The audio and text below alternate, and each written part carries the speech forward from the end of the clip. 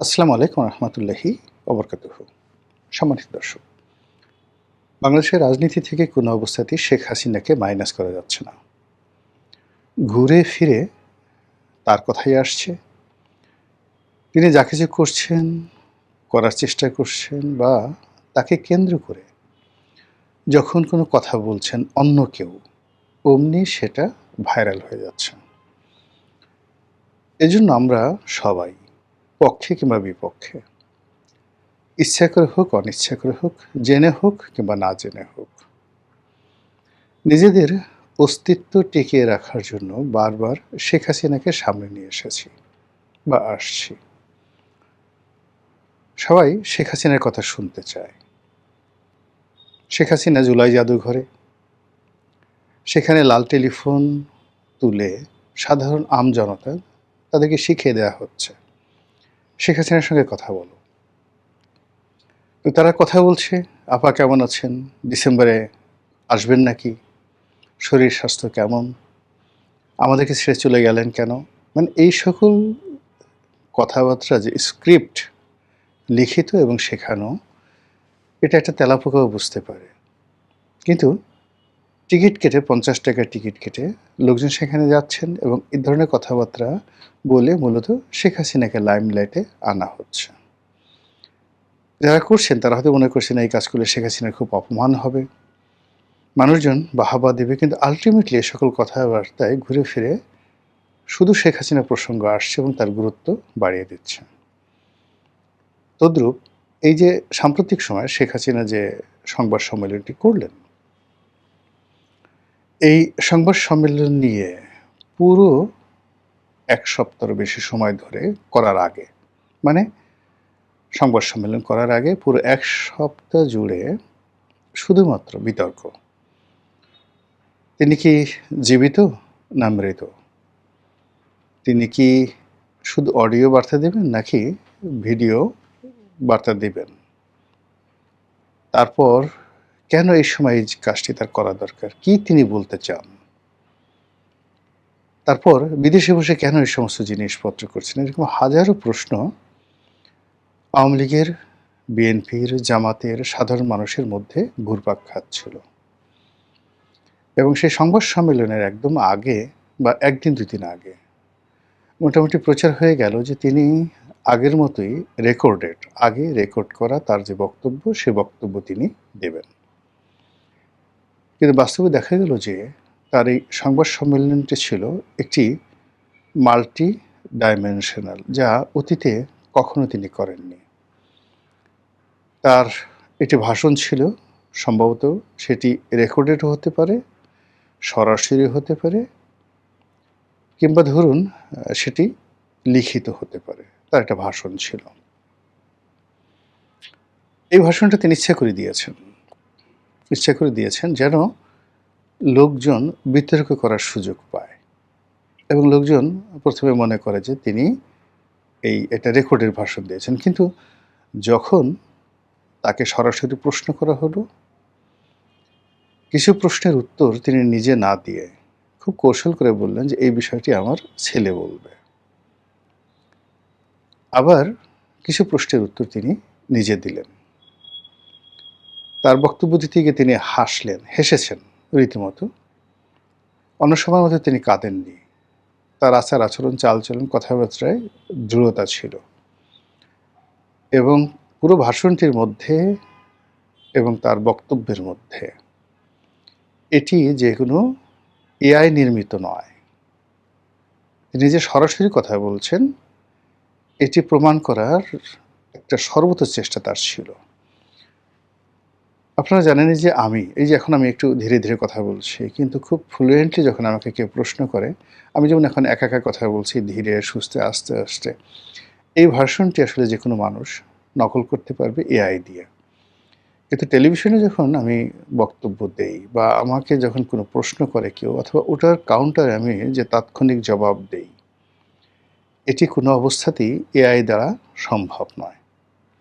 ২ নম্বর হলো যে মানুষ যে স্বাভাবিক গতিতে হাসে ইন জেনারেল, এটা কখনোই এখনো পর্যন্ত কোনো রোবট এটা তৈরি করতে পারেনি। রোবট হাসতে পারে বা হাসার শব্দ করতে পারে, কিন্তু আপনি বুঝতে পারবেন।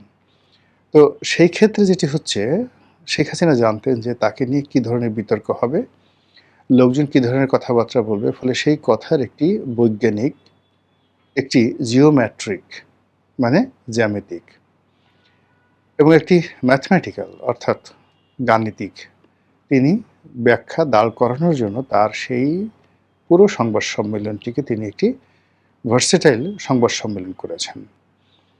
এই সংবাদ সম্মেলনটিতে তিনি এমন কিছু গোমর রেখেছেন, ফাঁক রেখেছেন, ফোকর রেখেছেন, যেন মানুষ প্রশ্ন করতে, সন্দেহ করতে এবং কল্পনা করতে, আওয়ামী লীগকে নিয়ে কল্পনা করতে মানুষ উদ্বুদ্ধ হয়। এটি তার একটা রাজনৈতিক পলিসি। প্রথমত এখানে আওয়ামী লীগের কোনো সিনিয়র নেতা ছিলেন না। লোকজন প্রশ্ন করবে কেন ছিলেন না? তাহলে কি তারা শেখ হাসিনার সঙ্গে নেই, নাকি শেখ হাসিনা তাদেরকে মাইনাস করেছে, ইত্যাদি নানা প্রশ্ন। হোয়াট এভার মেবি, কিন্তু এটা শেখ হাসিনা চেয়েছেন। তরুণদের মধ্যে কতগুলো অজনপ্রিয় মুখ, ভীষণ রকম অজনপ্রিয় মুখ, যারা ক্ষমতার সময়টাতে কেউ সজীব ওয়াজেদ জয়ের কথা বলে, কেউ অন্য কোনো কারণে ভীষণ রকম বিতর্কিত ছিলেন, অপ্রিয় ছিলেন, অজনপ্রিয় ছিলেন এবং এখনও আছে। বলতে গেলে তাদের কাউকে এখানে সম্পৃক্ত করা হয়নি। এখানে সাকিব আল হাসানকে আনা হয়েছে, যদিও সাকিব আল হাসান একেবারে নন পলিটিক্যাল।